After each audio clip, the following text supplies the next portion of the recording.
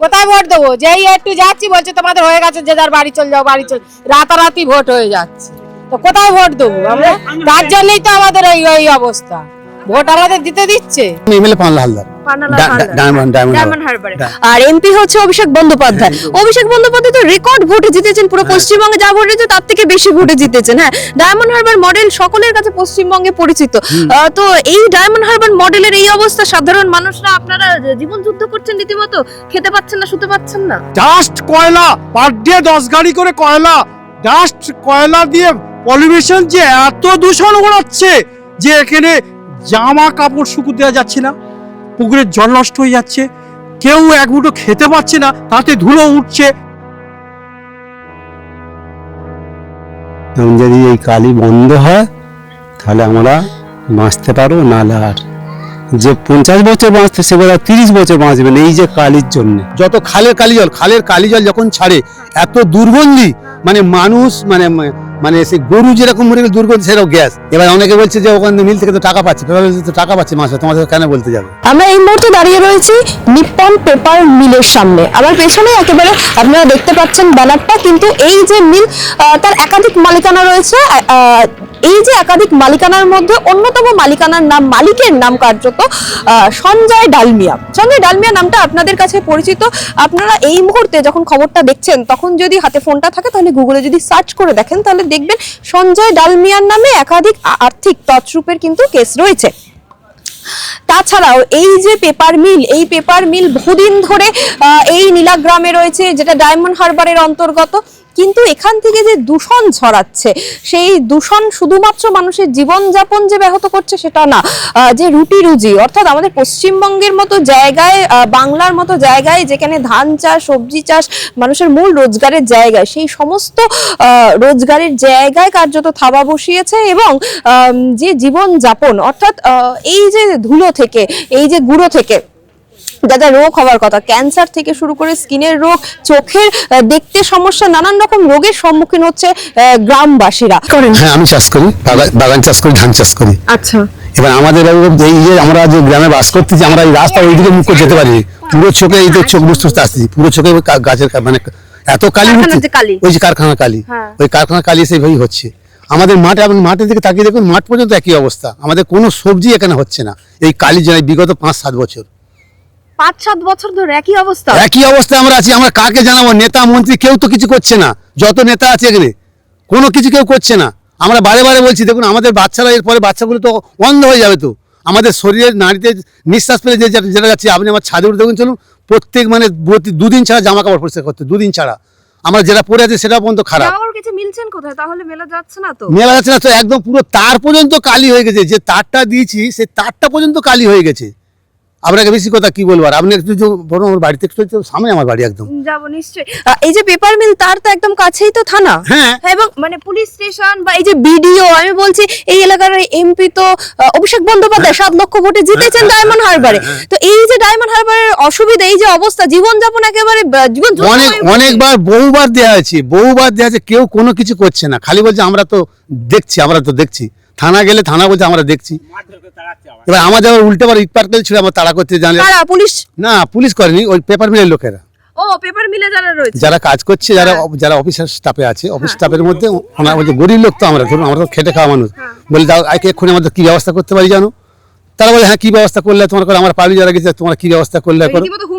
হ্যাঁ, রীতিমতো হুমকি দিয়ে পেপার মিল থেকে যারা কাজ করে, যারা কোম্পানি আন্ডারে, যারা ধরুন মেশিন পার্টে, যারা ধরুন মেশিন নিয়ে বসে আছে, কম্পিউটার মেশিন নিয়ে বসে আছে, তারাই বলছে এরকম করে। এবার এলাকার কিছু লোক কাজ করে, তারা গরিব মানুষ, যারা কাজ করে তারা কিছু বলতে পারতেছে না, তাদের নাহলে কাজ বন্ধ হয়ে যাবে। শ্রমিক রয়েছে এলাকাতে কিছু সামান্য, বেশি নয়, ধরুন 100 ভাগের 25 জন, 100 জনের 25 জন আছে, মানে পুরো এলাকাটা নিয়ে 25 জন, বাদ বাকি সব বাইরের লোক। আগে ছিল বহু লোক ছিল, এখন সব লোককে, আমাদের গ্রামের লোককে বাদ দিয়ে দিয়েছে, দিয়ে ওরা সামথিং লোক রেখে, যেগুলো মানে আর্জেন্ট, যেগুলো প্রয়োজন, যেমন ধরুন কয়লা মারা, যেমন ধরুন একটা ড্রেন পরিষ্কার করা, মানে নোংরা কাজগুলোকে দেশের লোককে দিয়ে করাচ্ছে, ভালো কাজগুলো সব বাইরের লোক।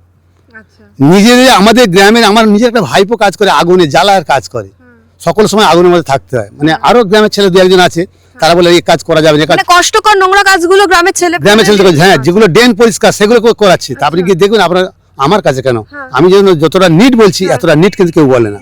আমি যতটুকু বলছি আপনাকে তত নিট আমি বলছি, যত নোংরা কাজ, যত ড্রেন পরিষ্কার, যত কালি জল, যত খালের কালি জল যখন ছাড়ে এত দুর্গন্ধি, মানে মানুষ মানে মানে সে গরু যেরকম মরে গেলে দুর্গন্ধি সেরকম গ্যাস। সেদিন আপত্তি করছি, বহুবার আপত্তি করছি, এখন আর জলটা ফেলে না। আমরা বলছিলাম যে তোমরা হয় নদীতে জলটা ফেলো, নদীতে ফেলাও নাকি আবার নিষিদ্ধ এই জল, ওদের একটা চৌবাচ্চার মধ্যে একটা গাড্ডা করে নাকি ফেলতে হবে নাকি। সেই যখনই চৌবাচ্চা বড় পুকুর যখনই ভর্তি হয় তখনই বাধ্য খালে ফেলছে। এবার আমাদের তো ঘরের কোলেই তো খাল, আমাদের বাড়ি থেকে বেরোলেই খাল। সেই জন্য বলছি দেখুন আপনারা এসছেন, আপনাদের কাছে একজন তো করে গেল, এক দাঁড়া করে গেল এক সপ্তাহ আগে, বললো অবশ্যই হবে, কিন্তু আবার দেখতে হবে রাত্রিবেলা আমার একটু দেখুন ঘাস দূরে পুরো ঘাস নীল হয়ে গেছে, পুরো দেখুন মাঠ দেখুন পুরো নীল হয়ে গেছে। এই মাঠ তো এরকম নীল নয়, আমাদের এই এলাকাটা পুরো মোটামুটি এলাকা পুরো একদম। ওই জন্য আপনাদের সাথে কথা বলে যে আমাকে বৌদি বললো যে ওনারা এসছে সামনে, তুমি একটু যাও। আপনাদের এলাকার যিনি এমএলএ রয়েছেন, আপনাদের এলাকার এমএলএ কে? শামীম ধরুন। আচ্ছা, তো এমএলএ না, এমএলএ পানলা হালদার, ডায়মন্ড হারবারে।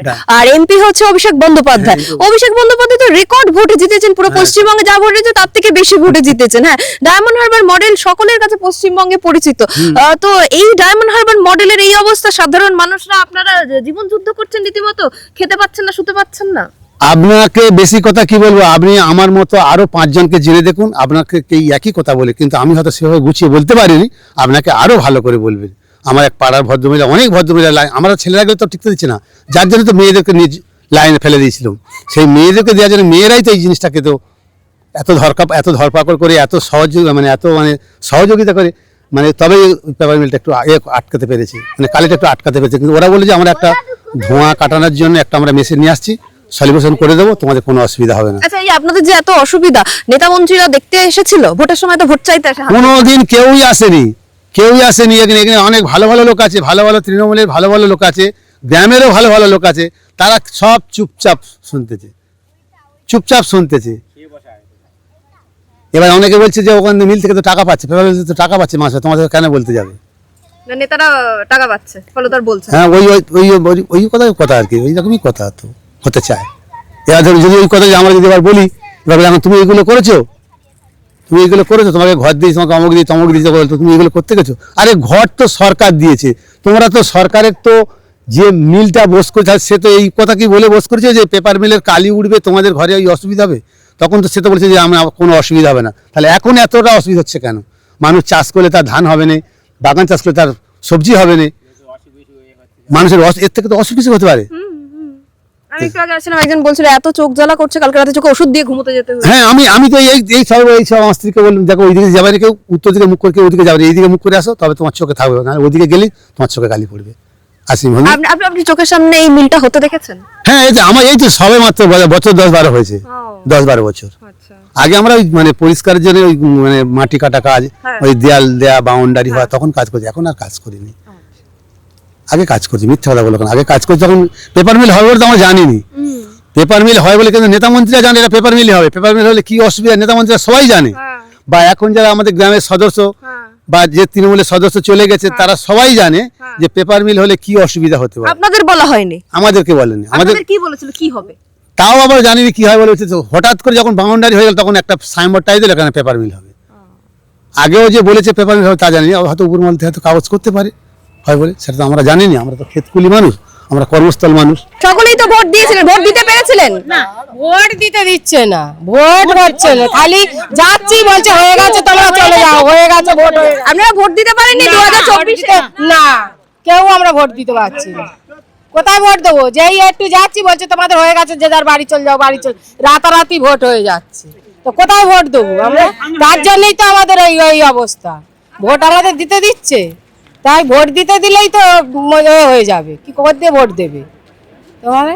আর ভোটে জিতে যারা আসছে তারাও তো আপনাদের পাশে নেই। না, তারাও পাশে নেই, তাদের ডাকলেও আসবে না, তারা কোত্থেকে আসবে? তারাই তো টাকা বস্তা বস্তা। 2026-এ তো আবার ভোট রয়েছে, ভোট চাইতে আসে বাড়িতে? হ্যাঁ, আসবে, বলবে তোমাকে, কিন্তু দিতে গেলে বাড়ি পাঠিয়ে দেবে, গুন্ডার নিয়ে বাড়ি পাঠিয়ে দেবে। যখন ভোট দিতে যান তখন কি বলে? তখন বলবে ভোট দেন, তোমাদের হয়ে গেছে, আপনারা তুমি বাড়ি যান, বাড়ি চলে যান, তোমাদের ভোট হয়ে গেছে। তোমাদের শাসক দলের লোকজন আপনারা দিতে পারেন? হ্যাঁ, শাসক দলের লোকজন সব। হ্যাঁ, আচ্ছা, ওরা এমনই জিনিস। আজ কেন, আজকে 10 বছর 20-15 বছর ভোট দিতেই দিচ্ছে না, কোথায় থেকে না কোথায় দিয়ে ভোট দেবে লোক? ওই ভোটার বুথে গেলেই বলবে তোমাদের হয়ে, বুথের কাছে পৌঁছাতে দিচ্ছে না। তোমরা চলে যাও, বাড়ি চলে যাও, তোমাদের হয়ে কখন ভোট দিতে যান এই বেলার দিকে বা সকালে? না কেন, সকাল থেকেই সব যাচ্ছে, সকাল থেকেই ভোট দিতে পারেন না? বাদ আপনি বলছিলেন যে 10-12 বছর ধরে এই একই সমস্যা রয়ে গেছে এই এলাকায়। এই 10-12 বছর ধরে প্রশাসনের দ্বারস্থ নিশ্চয়ই হয়েছেন। কি কি মানে কথা শুনলেন প্রশাসনের? আমরা প্রশাসনের দ্বারস্থ হয়েছি, আমরা এসডিও বিডিও ডিএ সকলের দ্বারস্থ হয়েছি, কিন্তু কারো কেউ আমাদের সাহায্য করে রে। সব প্রত্যেকের কাছে গেছি, সব বলে 1 সপ্তাহ ডেট, 2 সপ্তাহ ডেট, এইরকম করে ডেট নিয়েছে। আমাদের এমএলএ সাহেব, সে আজকের আমরা এই ডায়নামা বিধানসভা কেন্দ্রে আমরা ভোট দিচ্ছি। এমএলএ সাহেবের নাম কি? পান্নালাল হালদার। সে তাকে ভোট দিয়েছেন? হ্যাঁ, তাকে ভোট দিয়েছি, কিন্তু আমি যে জায়গাটা আছি আমাদের এমএলএ সাহেবের, পান্নালাল হালদার এমএলএ আমাদের, এর অধীনে আমরা। কিন্তু কোম্পানিটা হচ্ছে ফলতা বিধানসভার, কিন্তু ফলতার বিধানসভা তারা সাড়া করছে না। কিন্তু আমাদের এমএলএর কাছে আমরা দরখাস্ত দিয়েছি, আমরা বিডিওর কাছে দরখাস্ত দিয়েছি, আমরা ডিএম এর কাছে দরখাস্ত দিয়েছি, আমরা পলিউশন, আমরা ডিস্ট্রিক্ট ম্যাজিস্ট্রেট, সেখানে প্রত্যেকটা জায়গায় আমরা দরখাস্ত দিয়েছি। ওরা খালি আজকের নয়, এ সপ্তাহ নয়, ও সপ্তাহ নয়, আমরা দেখবো, আমরা আসবো, আমরা ব্যবস্থা করতেছি। আর কোম্পানি দিনের পর দিন খালি আজকের ডেট নিচ্ছে, আজকের আমাদের কাছে আসতেছে, এসে আমাদের বসবার কথা বলছে, কিন্তু বসবার কথা যাবো কিভাবে? গেলে আমাদের প্রশাসন দিয়ে, মহিলা পুলিশ দিয়ে পেটাবে, আমাদের পেটাবে, আমরা কিভাবে যাব?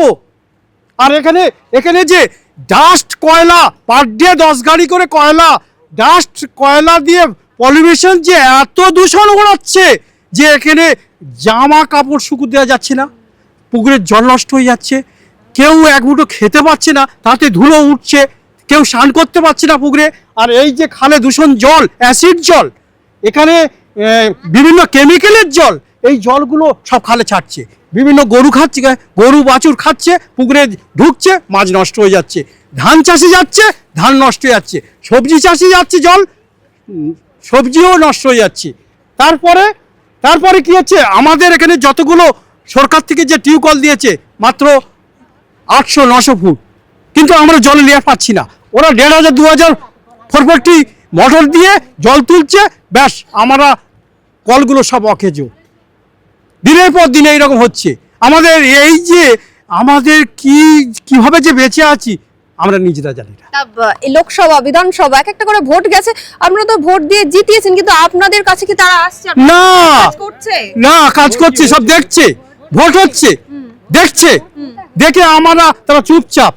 কারণ আমরা গরিব, আমরা যে কোম্পানি ভাবছে এরা তো নীলে গ্রামের লোক, এরা তো কুকুর ছাগল, এদের সামান্য কিছু ছুঁড়ে দিলে এরা চুপ করে থাকবে। তারা বিভিন্ন নেতাদের ওপরে তাদের হাত, বড় বড় মন্ত্রীদের ওপর হাত কোম্পানি আমাদের কথা কি বিশ্বাস করবে? আমাদের কথা কোনো বিশ্বাস করবে না। এই কোম্পানিটার মালিক প্রায় 4-5 জন একসঙ্গে রয়েছে, তাদের সাথে নেতা মন্ত্রীদের একদম হাত। হ্যাঁ, না হলে কোম্পানি চলছে কি করে? এখানে দেখবেন কোম্পানি গেটের সামনে যে আমাদের ভারতবর্ষে যতগুলো ব্যাংক আছে সব লিস্টি টাঙানো আছে, সব ব্যাংকের ঋণ নিয়ে ফ্যাক্টরি চালাচ্ছে। 2 দিন ছাড়া কোম্পানির নাম চেঞ্জ করছে।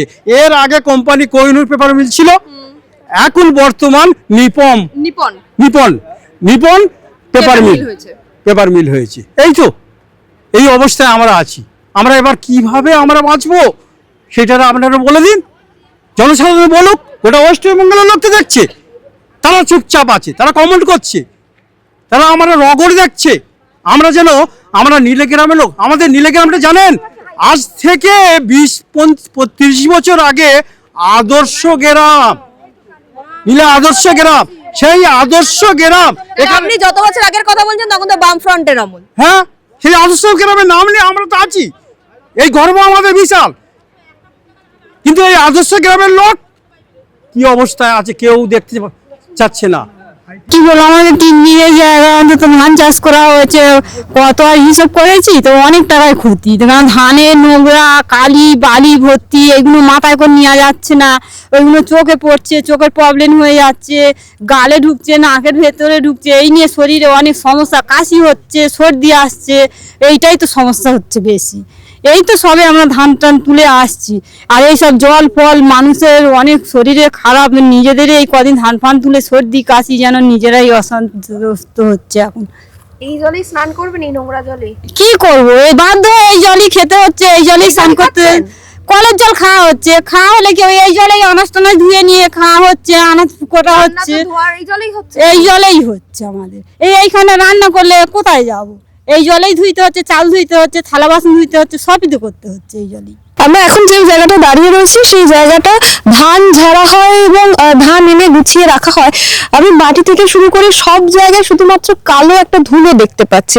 আপনি তো ধান ঝাড়ছিলেন। হ্যাঁ, আমাদেরই ধান তো, আমি ঝাড়ছিলাম তো। এইরকম কালির জন্য গোটা গা হাত পা ভর্তি হয়ে যাচ্ছে, মুখ টুক, এরকম মানুষের শরীর খারাপ হচ্ছে এই ধানের জন্যে। এই কালি ধুলো কি করব, আমরা এইরকম ভাবে বাঁচতে হচ্ছে পরিস্থিতি। আমরা কোম্পানিতে আপত্তি করতে গেছিলাম, বললেও শুনছে না। কোম্পানি কি বলছে?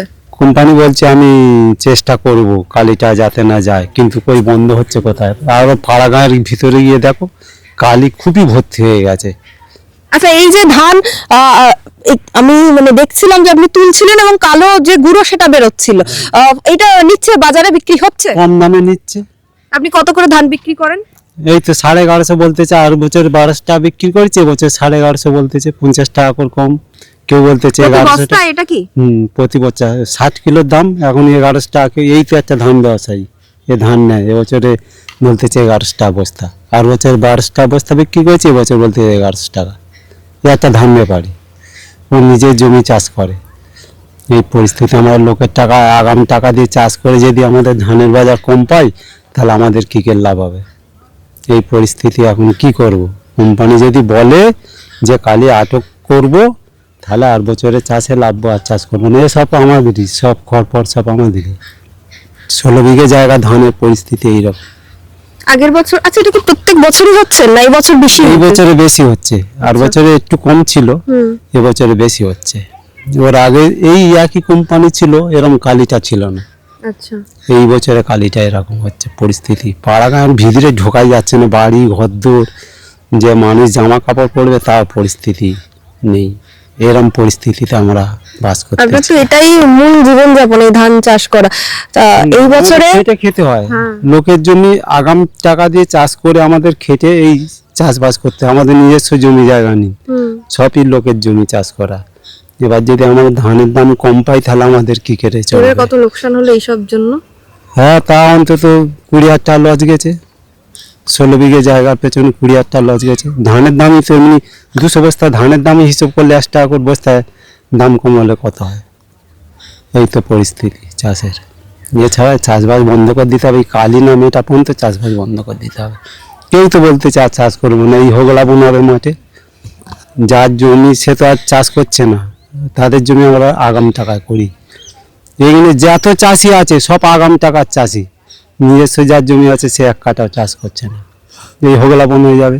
আমরা যদি চাষ ছেড়ে দিই মাঠ হোগলা বন, এবং যদি এই কালি বন্ধ হয়, তাহলে আমরা বাঁচতে পারবো। নাহলে আর যে 50 বছর বাঁচতে, সে বোধ হয় 30 বছর বাঁচবে না, এই যে কালির জন্যে। এখন আপত্তি 2বার গেছিল, আগের বছর 1বার গেছিল, এবছর 2বার গেছে। কোম্পানি নিজে এসেছিল, বললো ঠিক আছে আমি চেষ্টা করতেছি আটক করার, এখন কি হয়। এই তো আজকের বাড়ি থেকে আসতেছি, দেখি ধুলো ভর্তি হয়ে আসতেছে। তা আমাদের একজন ওই কোম্পানি কাজ করে, সে বলল যে জলের ফোয়ারা দিয়ে কালিটা বন্ধ করার চেষ্টা করবে, কি করে এখন। আমরা এই চাষটা 3 জন মিলে চাষ করি, এই 15-16 বিঘে জায়গা 3 জনে চাষ করি। আর কালি তোমার কি বলবো, এই চটের ভিতরে দেখলে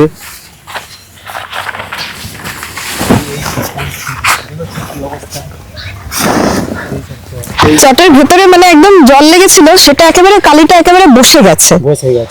এ তো প্রত্যেকদিন আবার ধুয়ে আমরা সাফ করতেছি। এই যে রোদ খেয়ে যাচ্ছে, প্রত্যেকদিন আবার ঝেড়ে কালি সাফ করে দিয়ে যাচ্ছি। তো এই যে খড় আমরা বিক্রি করব, খড়টা তো বিক্রি হবে না এই কালির জন্য। এই এত খড় বিক্রি হবে না? হ্যাঁ হবে, কালি ঢুকে গেছে। হ্যাঁ এবার হবে, যেগুলো 500 টাকা বাজার, কেউ এসে বলতে 300 টাকা, তাহলে আমি যে 50 কাউন্ট খড় বিক্রি করবো, ওগুলো আমার কত টাকা লস যাবে। ওই জন্য চাষবাস ছেড়ে দিতে হবে। এই কালি না বন্ধ হওয়া পর্যন্ত চাষবাস আমরা আর হাত দেবো না।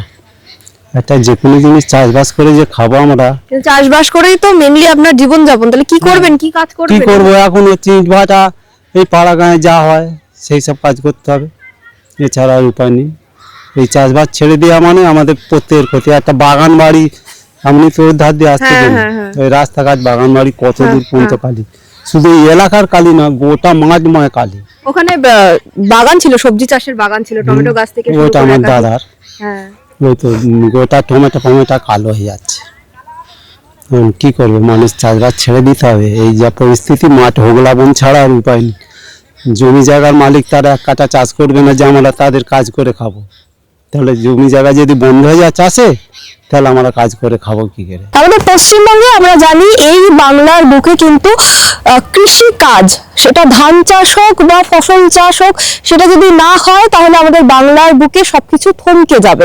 এই যে রুটি রুজি, আমাদের এই যে রোজগার, এই যে অর্থনীতি, তার অনেকটাই বেশিরভাগ অংশটাই কিন্তু দাঁড়িয়ে রয়েছে এই চাষবাসের উপর। ফলত আমরা এখন যেখানে দাঁড়িয়ে রয়েছি এবং এই যে সাধারণ মানুষের সঙ্গে কথা বললাম, নীলা গ্রামের মানুষের সঙ্গে আমরা কথা বলছি, তারা প্রত্যেক বছর ধান চাষ করে বা টমেটো চাষ করে বা শাক পাতা চাষ করে যে টাকাটা রোজগার করে, এই যে ধান চাষ করার পর এই যে খড়গুলো রয়েছে এইগুলো বিক্রি করে যে অংশটা রোজগার করে, এই বছর কিন্তু তার অনেকটাই ক্ষতি হয়ে যাচ্ছে। ফলত এই যে অর্থনীতি, তাদের যে পকেটে টাকাটা আসার কথা সেই টাকাটা তো আসছেই না, কিন্তু যাদের জন্য ক্ষতি হচ্ছে এই যে পেপার মিল, এই যে পেপার মিলের যে ধুলো যা পরিবেশকে দূষিত করছে, তার জন্য যে এতটা ক্ষতি হচ্ছে, আপনি একটু এখন যদি গুগল করে দেখেন তাহলে দেখবেন যে সেই পেপার মিলের মালিক কিন্তু বছরে কোটি কোটি টাকা রোজগার করছে। কিন্তু তার ফলে কি হচ্ছে, তার ফলে সেই টাকা কিন্তু যাদের যাদের কাছে যাওয়ার কথা, আমি বলছি না, এলাকার মানুষ বলছে যে তাদের কাছে ঠিক যাচ্ছে, কিন্তু আমাদের যে ক্ষতিটা হচ্ছে, আমাদের যে প্রত্যেক দিনে জীবন যুদ্ধটা বাড়িয়ে দেওয়া হচ্ছে, সেটাতে কি কেউ নজর রাখছে? হ্যাঁ, আমি যেখানে দাঁড়িয়ে রয়েছি সেটা ডায়মন্ড হারবার এলাকা, অর্থাৎ অভিষেক বন্দ্যোপাধ্যায়ের এলাকা। ডায়মন্ড হারবার মডেল, সেই ডায়মন্ড হারবার মডেল কিন্তু একেবারে মুখে মুখে প্রচারিত, সারা ভারতবর্ষ নাকি ডায়মন্ড হারবার মডেলের দিকে দাঁড়িয়ে রয়েছে, কিন্তু ডায়মন্ড হারবার মডেলের মধ্যেই এমন একটা গ্রাম, যে গ্রামে কিন্তু মানুষের খাবার জলের থেকে শুরু করে রোজগার সবেতেই কিন্তু একেবারে থাবা বসিয়েছে এই যে পেপার মিল, তার দূষণ। পরিবেশ দূষণের কথা তো আমি আলাদা করে বাদই দিলাম, আমাদের যে সাধারণ জীবনযাপন সেখানেও কিন্তু থাবা বসিয়েছে এই ডায়মন্ড হারবার রোল মডেলের পেপার মিল।